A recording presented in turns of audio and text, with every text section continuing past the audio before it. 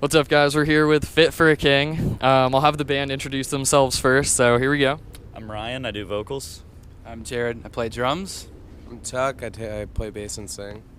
I'm Bob, I play guitar. We could just pass this thing around from now on so I'm not, like, having my hand in your guys' face.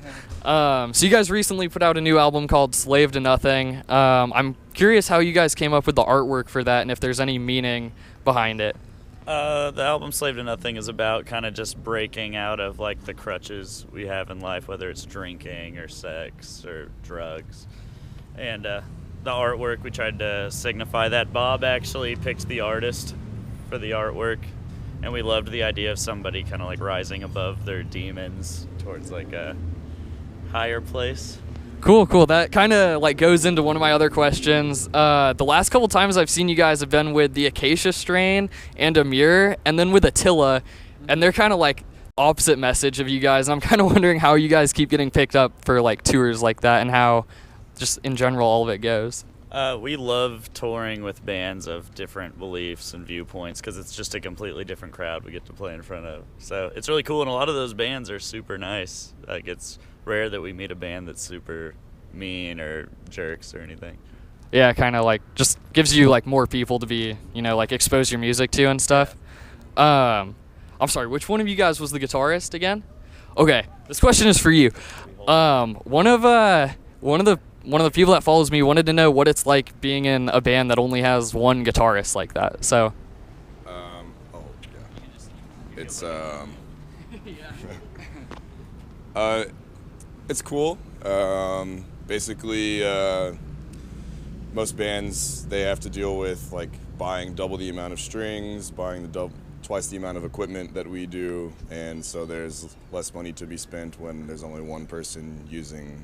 And there are even some bands that have 3 guitar players, so I'm sure you can imagine the stuff gets expensive, and there's a lot more room on stage. Definitely is a huge perk. Like when you're opening bigger tours like this, you don't always have a ton of room on stage, so us being a 4-piece. How is it writing the music?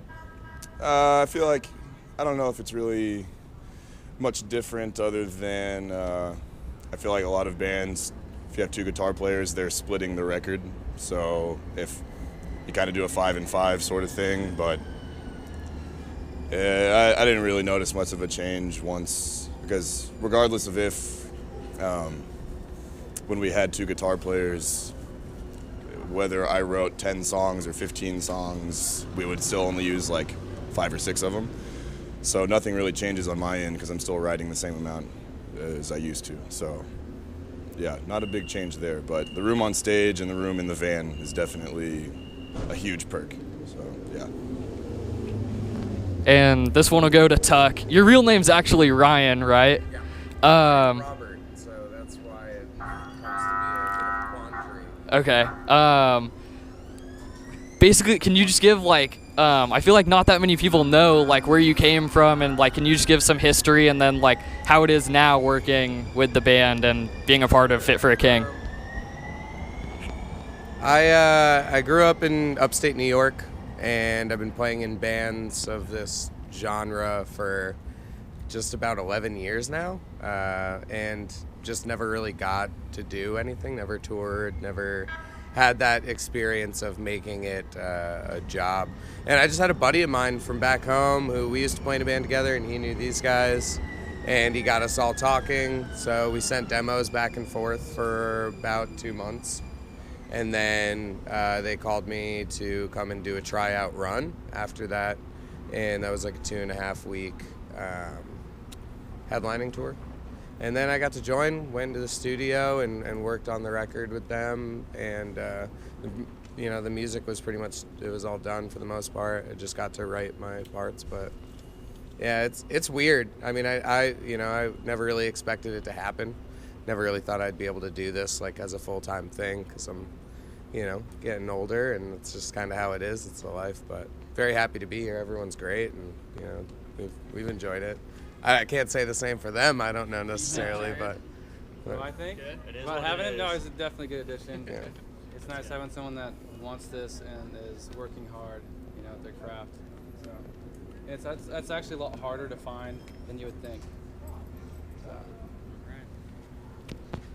I'm kind of curious what happened to the old bassist, and if you can say anything about what happened with the parting of ways there. Just kind of had a falling out, didn't see eye to eye on a lot of things, and it was... The religious things? It wasn't even that, really. I mean, it was a very complicated situation. There was like a lack of trust, a lack of honesty, and things kind of escalated. I mean, we're fine now. Every time we play his hometown, Houston, he'll come out, we'll hang out and stuff.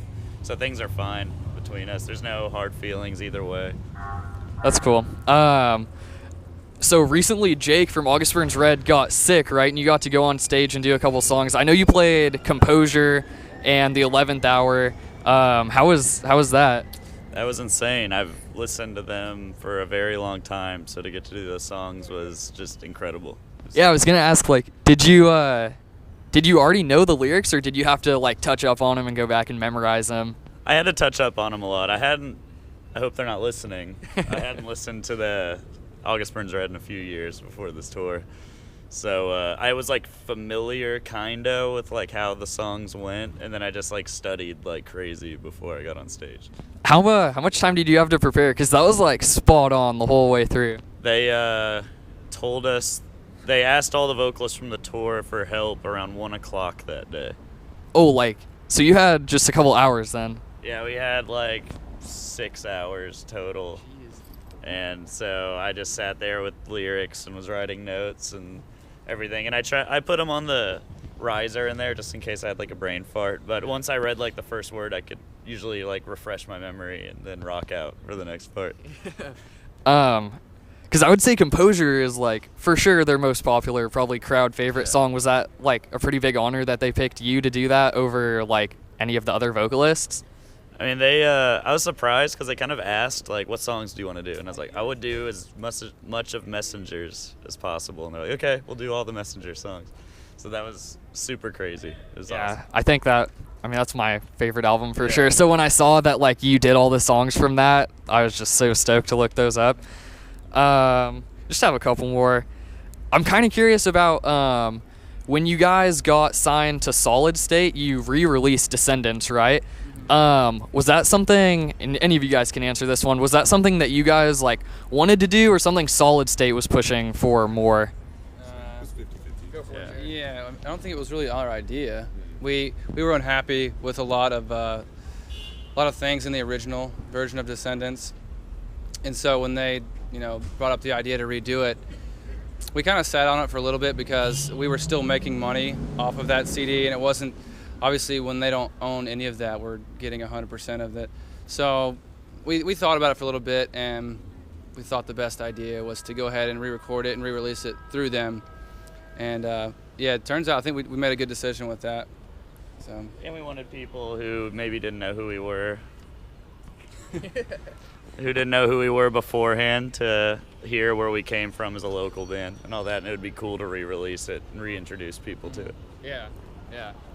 All right, I think this will be my last question. It goes back to Ryan. For a while, man, it seemed like you were doing guest vocals all over the place, like for bands left and right. And can you just kind of go through like that process and how it was, and also like if you think that kind of helped Fit for a King, because you guys like have been pretty big, but you're like really blowing up recently. So yeah. I love grabbing that. Mic.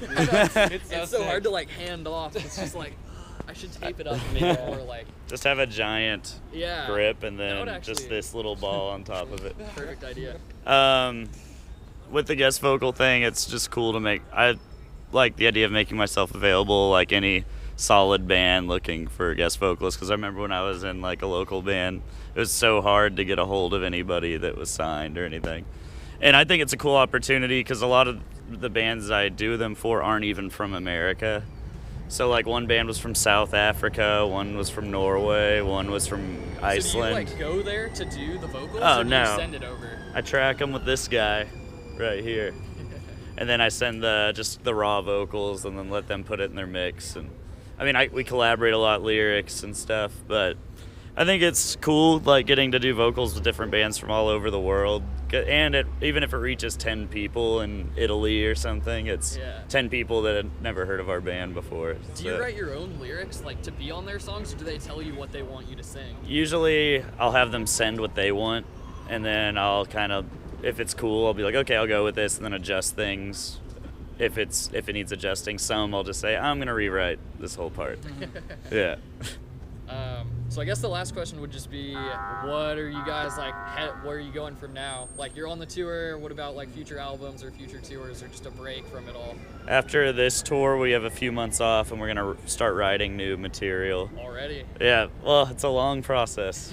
Yeah, we won't start recording for a little bit, but just to get, since we're gonna be on the road on Warped Tour, we won't have a lot of time to write then. So we're trying to write now and be prepared for when we can go into the studio. And then we have a lot of time to fine-tune them before we go into the studio and everything. So yeah, after that, and like you said, Warped Tour all summer, and then we're working on our fall plans. So nice. All right, guys. Well, that's pretty much it. Silly microphone. This is Fit for a King, and I hope you guys enjoyed it. Thanks a lot, guys. thank you.